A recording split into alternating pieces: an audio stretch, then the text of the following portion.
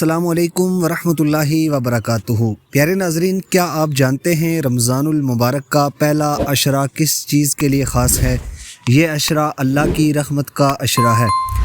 رمضان المبارک کا پہلا عشرہ ہمیں اللہ تعالیٰ کی رحمت کی یاد دلاتا ہے۔ اس عشرے میں زیادہ سے زیادہ استغفار، تلاوت قرآن، صدقہ اور دعا کرنی چاہیے۔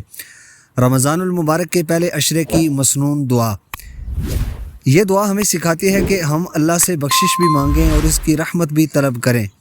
ہر نماز کے بعد، سحری اور افطاری کے وقت اسی دعا کو کثرت سے پڑھیں، اپنے گھر والوں کو بھی اس کی تلقین کریں۔